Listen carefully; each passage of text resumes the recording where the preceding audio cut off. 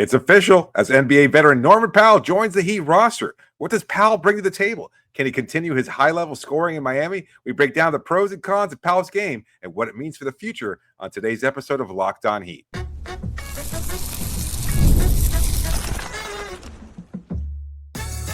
You are Locked On Heat, your daily Miami Heat podcast, part of the Locked On Podcast Network, your team every day.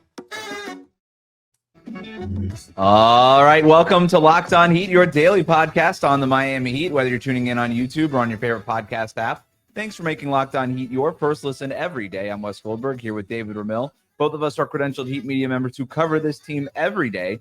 For daily content on the Heat, click that subscribe button on YouTube. Make sure you're following us on your podcast app. Today's episode is brought to you by FanDuel. Right now, new customers can get $150 in bonus bets when your first $5 bet wins on FanDuel. Have a great show for you today. We're doing a deep dive into Norman Powell, what he can bring to the Heat, some lineup combinations, and what it means for the Heat's long-term planning. But let's start with the biggest concern over the fit, David. How will Miami balance offense and defense with this new backcourt, right? So let's start with the offense, and I want to start with a few stats I looked up since our last podcast, breaking down the trade minutes after it happened, right? So got a little bit more time throughout the day to dive into some of the numbers and really carve into what this means for Miami. So here's some stats that I dug up. Norm Powell, he averaged 22 points per game on 42% shooting from three. We all knew that already. He was one of four players to average at least 20 points and 7 3-point attempts on 40% from three last season, joining Kyrie Irving, Zach LaVine, and Darius Garland. All-star level offensive players. Darius Garland was nearly an all-star last year. He had that kind of season. That speaks a lot to the offensive ability that he's bringing to the table. Doing some of advanced stat stuff here. Box plus minus. It's sort of an aggregate grade from Basketball Reference. Norm Powell would have graded out as Miami's second best offensive player last season, according to Box plus minus. I thought that was interesting. And then B-Ball Index ranks him 11th in three-point shooting talent in the NBA. And that's a metric that takes into account a bunch of different three-point shooting metrics like pull-up threes and catch-and-shoot threes and corner threes and pull-up three-point shooting accuracy and consistency and all these other crazy, wild B-Ball Index type of stats. They put an aggregate three-point shooting one together. And he was essentially the 11th most talented three-point shooter in the league last year. Tyler Herro was 10th. Their numbers were nearly identical. So to me, there's no question that this is going to help the offense. Those are some of the good numbers that I found. Yeah, I was surprised in looking into it as well, the sheer volume in terms of the majority of his field goal attempts are from three. Like, that is the bulk of his offensive game at this point. And it kind of figures that much considering Kawhi Leonard, Zubac, and even an older James Harden can get to the rim. And so that leaves the perimeter kind of his area of domain. And I just think when you look at Miami's offense, now all of a sudden you've got a much more reliable three-point threat to pair alongside Tyler Herro. At least that seems like what the likelihood of what's going to happen in Miami's future. And that being the case, that kind of lets Bam be more of the attacking center. Khalil Ware, I think, is certainly going to have an increased role, and you hope that he can live up to that. And I know we're going to talk about that balance a little bit more, but just being able to find that balance offensively as a unit because of Powell's three-point shooting and the amount of three-point shots that he's going to be taking certainly seems like it's going to be an advantage for Miami. So you mentioned James Harden there. And if I have a concern, it's what does Norm Powell look like without James Harden setting him up? Say whatever you want about James Harden. He's still a genius-level passer, playmaker, still one of the best guys at setting up teammates in the league. Right. James Harden had 115 assists to Norm Powell last season, 3 times as much as the next Clipper. And as we've talked about a lot, the Heat don't have a playmaker in the same universe as James Harden. Are you concerned about that? Without somebody setting up Norm Powell, like you said, this guy, overwhelming amount of shots from three-point range. He kind of is one of those players. He can create his own shot. He is a lot better when he has somebody like Harden setting him up. I think those opportunities will come. I look, Harden certainly commands a lot defensively, but I think Miami can get those looks. They can find ways of generating the open looks or finding the open shooter on the perimeter, just because I think Herro is going to command some attention, Bam, Ware, etc. Even Wiggs is going to command some attention if he's still a part of this roster. So I think there's enough opportunity there. It's just a matter of whether or not he gets the kind of space that he's used to. And that might be a little different because I think you have to focus a little bit more on Leonard, Harden, etc. And that might be a little bit more challenging, but I think they'll find the balance. I really do. I think it's not as much of a concern as you might think. And I know a lot of his scoring is mostly assisted in terms of generating those wide open looks, but I think Tyler's continued evolution as a playmaker, and that's something that we kind of overlooked. He's not a natural point guard. We know this. We've gone over this a number of times, but he has evolved as a playmaker, and it's dismissive of his growth in that regard, because I think he's done a lot for a guy who was never asked to pass the ball, never expected to pass the ball, and never necessarily want the ball in his hands to be a playmaker. He's grown in that regard, and I think he's going to be able to make things a little bit easier for Powell to get those kind of looks that he needs. Yeah, and you can argue maybe with Herro and Powell that might be a little bit better floor spacing than what the Clippers had, just because Kawhi was in and out, and when Kawhi wasn't in there, it was a lot of Chris Dunn, Derek Jones Jr. They got Bogdanovich too, though. Remember, they got Bogdanovich after the trade deadline. That's true. So yeah, maybe it's a wash there. The other part where I am a little concerned about what it looks like without the drive and kick nature of somebody like James Harden. Again, maybe Tyler Herro can do a little bit of that. Davion Mitchell can do a little bit of that too. Andrew Wiggins, if he's still on the roster, I mean, he's a guy who can run pick and roll. So maybe it'll be more of a committee approach than where the Clippers were very much, hey, James Harden, you're running the offense, and when you're not doing it, it's Kawhi facilitating out of the post. And that's essentially their entire offense. And it worked, right? I'm nothing against it, but that was their offense. Miami doesn't operate that way. They're more of a committee approach. The one thing I do like is Norm Powell is an ace off of dribble handoffs. He was averaging 1.1 points per possession off of dribble handoffs last year, which is just a hair less than what Tyler Herro was averaging at 1.12. So on almost the same amount of like frequency and attempts. So you're kind of just, look, the more and more I dive into the numbers, the more it feels like they just added another Tyler Herro to the offense in terms of the shooting part of it. He's not what Herro is with the float game, with some of the playmaking stuff that we've talked about. Like at that level, he's not like the 3-level scorer that Herro is in that regard. But in terms of the floor spacing, 3-point shooting part of it, you kind of just added another Tyler Herro to the lineup. Yeah, I'd say he could finish at the rim a little bit better than Tyler. I think Tyler certainly takes the mid-range floater area. And in terms of 3-point shooting, I think Norm might actually be a little bit better of a 3-point shooter. I don't know. By That might percentage, be a he little was. bit tough. Yeah, but he was also being he was being set up a lot better than Herro was. Yeah, and he gets in terms of he does get to the line. That is another thing that I like about that. And look, I mean, Zubac had a fantastic year, an all-star level year himself. Your most improved candidate, if I'm not mistaken, and he's a great screen setter as well. Yeah, that is right. So I think like the Clippers were a really good team, and there's no doubt that Powell benefited from that. But I think he was a reason why they were able to thrive, and I think a lot of people expected the Clippers not to necessarily be as good as they were last year, and Powell was a big part of that. He had, as you've said, an all-star level campaign. I remember a lot of people talking about, oh, he was one of the guys that were snubbed because he put up great numbers. That if you're going to make a case for Tyler Herro, you could absolutely make a case for Powell playing in the Western Conference. So I think he comes to Miami, and almost the expectation, I would say, is that he emerges as their go-to lead scorer. Ooh, over Herro? Yes. I don't know. Yes. It's still going to be Herro and maybe even Bam. Maybe not. I don't know. Maybe it's interesting. I hadn't even thought about that. It feels like with Herro being the incumbent, it'll still be. I would be a little surprised if Powell finished with more points per game than Herro did. Well, we'll see, because I like his ability to get to the line a little bit better. But we know the ship has sailed on him and his possible growth in that regard. No, I mean, he can get better, and I'm not even saying this. I'm just we don't expect. We're not going into camp with the expectation that Bam is going to evolve into a 25-point game scorer. Like maybe he'll be closer to the 20-point averages that he has in the past. That's fine. But as such, I think he's still naturally their third best option. But I would love to see what camp looks like with Powell and Herro kind of trying to assert themselves as the top dog. And I think I kind of like Powell's chances, to be honest with you. It's not a knock. I mean, Herro, his playmaking, I think, might be a little bit better of an advantage in that regard. Yep. But that doesn't mean that if he's looking to be the playmaker, and look at it from that perspective.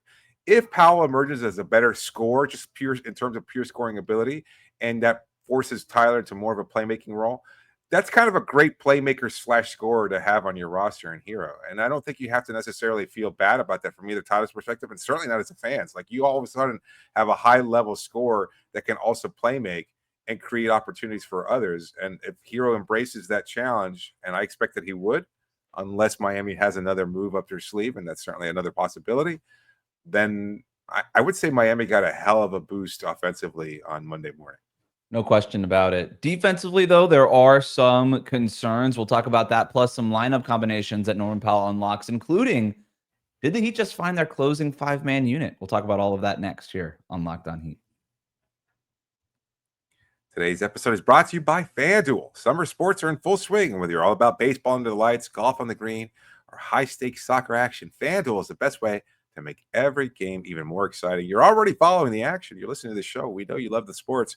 Why not make it a little bit more thrilling? With FanDuel, you can get in on the game while your friends are getting sunburned at the beach. Listen, if you start using FanDuel, you can use it to track all of your favorite matchups, and the app keeps it fresh with new daily promotions and fun ways to bet. Whether you're placing a same-game parlay or watching a bet ride into the ninth inning, FanDuel makes it feel like you're part of the action. And if you're new to FanDuel, this is the best time to join. New customers can bet just $5, and you get $150 in bonus bets if your first bet wins. So open the FanDuel app today or go visit FanDuel.com to get started. That's FanDuel.com, or go to the FanDuel app today. We'll be right back.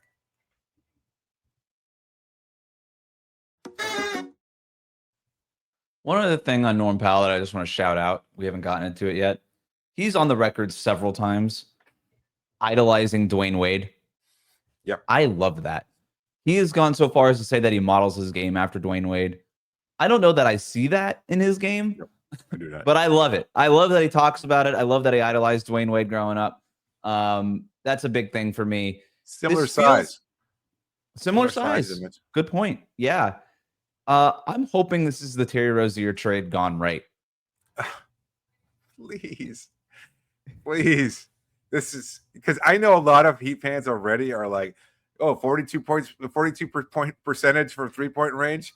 Let's see that in the low 30s, buddy, because we all of a sudden the expectation is that as soon as he puts on a Heat uniform, his 3-point percentage is going to drop 10 points. So, but look, it was the inverse for Davion Mitchell, and so maybe that's a new trend starting. That as soon as Miami acquires you, could be even better than you were with your previous team.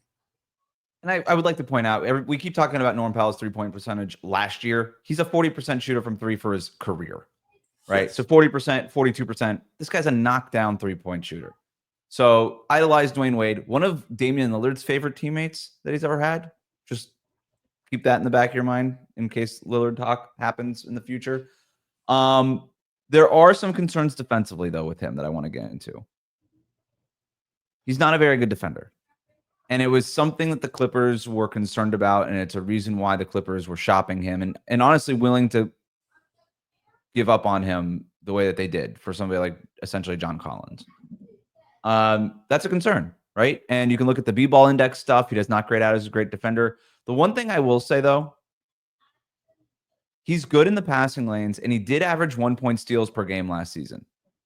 And as we know, that's an Eric Spoelstra favorite. If he can create steals, deflections, and create chaos and turnovers in that way, that's it. It doesn't make up for the fact that he can get blown by at times. But if you can coach him up a little bit like you do in Miami, you get a little 10% boost defensively like everybody does when they walk into those doors, and he's still averaging more than 1 steal per game, he can at least make an impact on that end. It might be, at the end of the day, sort of net neutral, considering, some of the deficiencies on that end, but net neutral is okay, especially if you're able to kind of create some turnovers out of those. I think, look, and I'm sure we'll get into the nitty gritty of potential lineups and stuff like that. But I'm kind of, you have brought up the possibility of another trade down the road, and maybe that still happens. But I think in this sense, keeping Wiggins on the roster makes sense. Yeah. Davion Mitchell might be an expensive backup, but I think it's certainly a good role for him to have. But I still I like think the 12 idea. million these days is fine for a backup. Maybe so. Yeah. TJ McConnell makes so. 10, 11. It's about the same. So Powell and Herro as a starting backcourt, not great defensively, but not really bad defensively either. Like I think both of them, maybe a little bit too much of the Toreador defense there, especially on Powell's end, because I think he's physically capable. In Hero's case, we know that's just not the case. So I just think Powell is kind of, I view myself more as a scorer. I'm not going to exert that kind of defensive intensity sort of thing. And I'm not saying that he's lazy or anything like that, but I think that's just the nature of NBA players. It's like, this is my strength. We got Kawhi, we got Zubac, we got other guys that can pick up the slack defensively, and that's fine. And look, they worked with Harden and Powell starting, and that James Harden is a terrible defender. So That's a really good point. That's a very, very good point. And they were one of the best 5 defenses in the league last year. So you can mask those deficiencies. And I think if you keep Wiggins as a starting lineup, if you don't wind up trading him alongside Bam and Ware, now all of a sudden you have 3 really plus defenders, I think, if Ware continues to develop the way we expect him to. And then Powell and Herro might not be exploited as much as they have in the past. And look, we've seen lineups with 2 offensive leaning guards work, right? And win games at the NBA, right? Like we've seen Cleveland with Donovan Mitchell and Darius Garland. Like they won a lot of games last year because they were always surrounded with other good defenders. Say what you want about their playoff issues, right? Ditto with Portland when they had Damian Lillard and CJ McCollum. But those teams still won a lot of games. Now, what was great about those teams is they had somebody like Damian Lillard and Donovan Mitchell, and I wouldn't put Herro or Powell at that level, but the general concept of, hey, if you can get 40 plus points per game combined from your backcourt, and you just let the rest of the team handle the defensive stuff, and I'm oversimplifying it, obviously, but sure, that's at least a formula that we've seen work in the past. Now, I do want to look into some of these lineup combinations, and I think we should start at least with the starting lineup.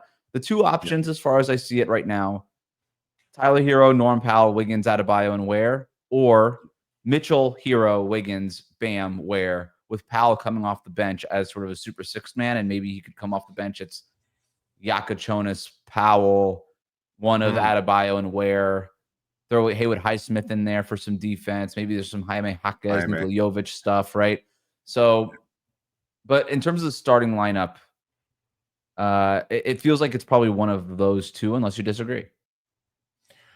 No, I think that makes sense. I have to think it's the first option. I just think Herro it's easier to kind of sell. Yeah, I think it's easier to sell Davion on come back and thrive. You're one of our closers because of what you do defensively, and we trust your shooting because we know that we've seen it in big moments during the play-in tournament and leading into it, the playoffs. So I think you can continue to, like, he's still young enough where I don't think he's worried, and he just got his deal. So I don't think that's as big for Powell being on a contract year. Getting him to buy into a 6-man role, probably not as easy to do. And so I think starting him might be the better option, unless somehow Miami agrees to extension. I don't think they would. I don't think that's being considered either. But yeah, it might be as like, who's your best 5 players? It's Herro, Powell, Wiggins, Bam, and Ware, isn't it? I honestly think that your closing unit probably would involve Mitchell instead of Ware. No, I'm not talking about closing unit right now. Just talking about the starting lineup. Starting 5, yeah. Maybe, but Ware, Mitchell, maybe Nico. Like, assuming that you're putting Ware, I guess, in the starting 5 because Bam wants it. So your best 4 players are Herro, Powell, Wiggins, and Bam. Yeah. I suppose you could. Maybe it's just that simple. That's what you start with? I also like the idea of starting there because Spo and most coaches will script out a couple of plays to begin. Like, hey, okay, let's get Wiggins involved early on some sort of Bam, Wiggins pick and roll or whatever it is, and let's get Powell involved early on a dribble handoff. Like, we have these plays that we want to get to early on. And then Mitchell comes in halfway through the first quarter and is more of that traditional table setter kind of guy. And I thought Davion Mitchell made great strides last year Yes. as a point guard. So Yes. if he could do that again, then we start to mitigate some of those issues that we were talking about earlier. But He was good in drive and kick situations, if I recall. he was. Sorry, I just want to say real quick, am I Yep. crazy for drinking the Kool-Aid here? Because the more we talk about this, the more I'm starting to see this all of a sudden revitalized team. And they still have a glaring deficiency, I think, in backup center. It would help if they had a point guard, or unless Yakuchionis really does develop into the kind of playmaker that we expect him to be, although that might be a little premature. Mm-hmm. I think there's potential there, but I'm also expecting Jaquez and Jovic to continue developing. I think they had their bumps last year, given injury and everything else like that, but I think the hope is that they're still going to be good. And you kind of cleared the roster a little bit so that now some of the other role players on this team are being shipped elsewhere so that you can give them more playing time. I think you can have a good 10 to 11 man rotation, and I think you certainly need that in today's league. And I think it's a great unit. Like, I've seen people criticize Miami's roster, and I don't know. I think the addition of a 22 point per game scorer that provides the kind of volume 3-point shooting that he has historically throughout his career really benefits this team. And I'm kind of just buying into it. I really think that this is a much better addition. And you have some experts in the media landscape saying this is a home run for Miami, etc. I tend to agree. I really think this. I don't know how you deal. don't. I don't know how anybody doesn't like this trade. You traded two guys who were not in your rotation or didn't factor into your every single night rotation. Kevin Love, Kyle Anderson certainly could contribute here and there.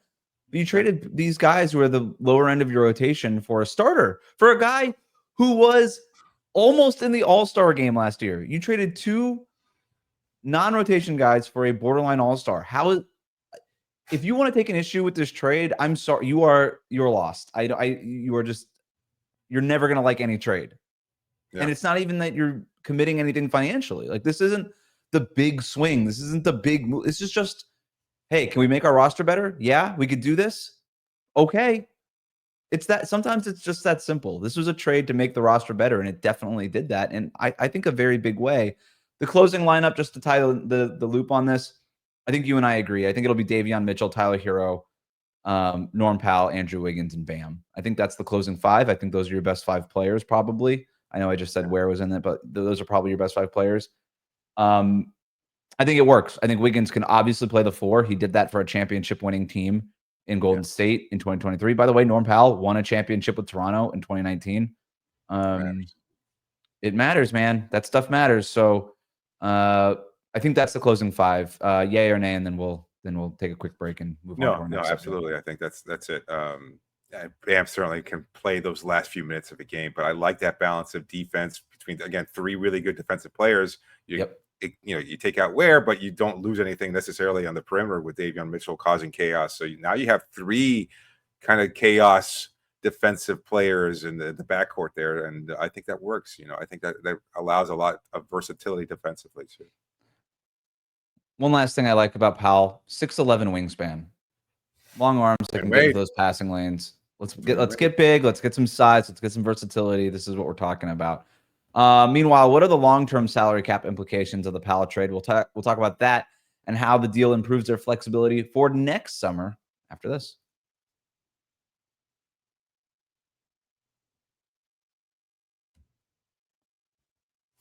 So just to catch people up on the salary cap implications of all of this. So Miami was about $12 million under the luxury tax when before they made the trade. They're about $1.3 million over the luxury tax since making the Powell trade. We both expect that something is going to happen where Miami reduces their payroll by at least $1.3 million to get under the luxury tax. They don't want to be paying the repeater tax and all these things. That is something that we expect to happen. That could happen in any number of ways, and we'll have plenty more time to talk about that. But we do expect something else to happen. As of now, though, it's not going to involve flipping Simon Fontecchio to another team here. They made that trade official, and word is out of the Heat's front office that they're planning on keeping Fontecchio for now. He is an expiring contract. We can see what happens, but so is Norm Powell. You mentioned the extension earlier, David. Powell currently eligible to sign an extension worth up to $80.6 million over 3 seasons, which is about $26 million per year. And the Heat have until the end of the season to do it. They have until basically the end of next June to offer that extension. So they could just wait out this whole, or not wait out necessarily, but kind of evaluate this entire season and then figure out if they want to offer Powell that extension before the beginning of the next league year calendar. So that's a nice place for them to be in with Powell. It really does sort of put all puts them in the driver's seat, so to speak, on what they want to do with Powell. But to your point, I don't think that they expect to sign Powell to that extension now. But even if they do, $26 million per year for a guy who just averaged 20 points per game, that's not bad when you talk about the financial implications of it. But again, we don't expect that to happen. And as long as he's expiring, the Heat actually increased payroll this season, but created more flexibility next summer, which is what I kind of want to focus on here. Because by getting off of Kevin Love's $4 million next year, and Kyle Anderson had about $9-10 million fully non-guaranteed next year, but you don't even have to bother waiving it now, they created about $15 million in cap space for next summer, right off the bat, if nothing changes. And it could be more if they're able to, or it could be more if Wiggins opts out of his $30 million contract. If he opts out, that's $45 million in cap space for next summer. I think that's pretty impressive. And that's some good flexibility going into next offseason.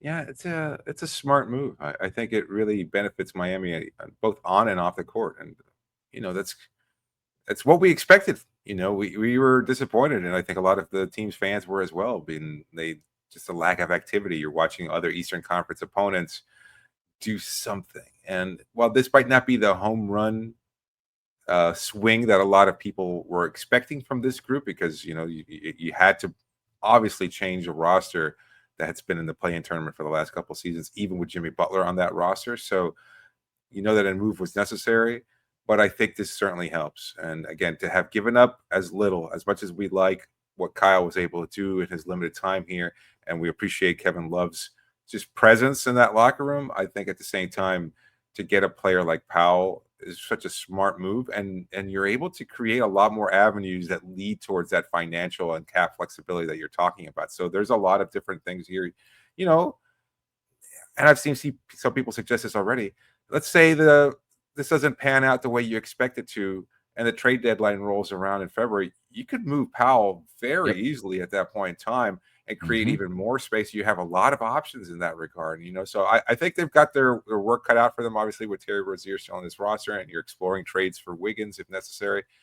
But at the same time, I think you're doing a lot to position yourself to be able to take advantage of whatever opportunities are available next summer, and I think that's the smart way to operate. I mean, Powell was a guy who I thought the Clippers could have traded for 1 or 2 first-round picks at the trade deadline last year. For sure. And you just got him again for nothing. I mean, you just absolutely stole this guy. And to your point earlier, I'm in on this, man. Like I'm not sitting here saying that the Heat are going to make it to the Eastern Conference Finals or anything, but one of the things that you and I had kept talking about is that if you can't go get that star player this summer, then just make the roster better.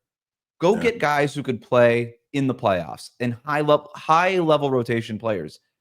Norm Powell is that to a T. He is exactly that. Right. He is something below an all-star and above a replacement level starter. This is literally a borderline all-star is what you just acquired for Kevin Love and Kyle Anderson. It's a home run, and it's the kind of thing that it moves the needle. It really does. It moves the needle. You just added a high-end rotation player, and I don't think that the Heat are done. It could mean more payroll stuff. It might not mean adding another super, rotation kind of guy, but this is exactly the kind of move that we hope they would make. And if you can get a leap from Jaime, a leap from Nico, a leap from Kalel, maybe you get something from Yakachonis as a rookie. Who knows what you could turn Terry Rozier into if that indeed happens. And if it doesn't happen, you've got Terry Rozier's expiring contract at 26, and you've got Powell at $20 million. Right there, you're at $46 million. And you can go you throw Fontecchio in there, you're at $50+ million. That's max level player by the trade deadline. I mean, who knows what happens with Giannis or anything like that by February, And so now you just have a lot more flexibility than where you were when you had Jimmy Butler on this roster. You've essentially turned Jimmy Butler into Davion Mitchell, Andrew Wiggins, Norm Powell, and Kasparas Yakochonis, and that's not bad for a Butler return. It's not as good as you'd hope it would have been, and I know I'm doing some stretching, some stretch math there, but no. Yeah, because we were kind of in the opposite end. There was like, I think it was a week or so ago, maybe it was following the draft, or the fact that they couldn't land Kevin Durant, and That's the what it argument was almost the opposite. But yeah, I stand by that argument, but I, just trying to look at things positively. But they've changed. They've changed. I think to flip Anderson and Love, again, that's a no-brainer. I mean, yep. And I'm thinking whether or not Miami knew something like this was in the works, because I'm thinking back to that Barry Jackson report from last week about what their plan was and the alleged youth movement, but that they're still were looking to add either a superstar or a very good player. And we were kind of joking about that. That's a pretty big gap between superstar and very good player. But guess what? They got themselves a very good player. So he's not the superstar. He's not going to be that. But I think he contributes at a very high level. And that's kind of where Miami's at. Is that, you know what? They don't have their one. They might not even have the number 2, but they have a really strong 3 through 6, I think, between those 4 guys in the starting lineup and Khalil and Davion. And again, I'm expecting improvements from Jovic and Jaquez, and I think that they're going to be able to contribute. So I'm starting to feel good about this team again. I know they might drag me back down to earth. It's the first offseason trade to add a quality player since they added Kyle Lowry. It's been a minute. I think it's the best trade Pat Riley has made since acquiring Andre Iguodala and Jay Crowder. Yep. To me, I mean, this was a no-brainer trade. And if you want to say that it doesn't work with the youth movement or whatever, okay, you say no to Norm Powell for Kyle Anderson and Kevin Love then. Like, sometimes your plan is your plan, and then you're like, really? Okay. And then you just do it. And like we already discussed, it doesn't get in the way of the youth movement. It doesn't get away in terms of the long-term stuff. He's an expiring salary. You figure out what to do with it then. But this makes them better. It makes them better. And they're in this sort of pocket in the Eastern Conference where little moves like this can separate them from 2, 3, or 4 different teams here. Doesn't get them to the top of the Eastern Conference. Not saying that. But it separates you from maybe some of these other middling teams in the East. But we're going to end it there for tonight. Thanks for making Locked On Heat your first listen today. For your second listen, find the Locked On NBA podcast where there is no offseason. Doug, Matt, and Hayes keep you up to date on contract negotiations, rumors, and everything you need to be the most informed NBA fan. Find Locked On NBA on YouTube and wherever you listen to podcasts. Part of the Locked On Podcast Network, your team every day.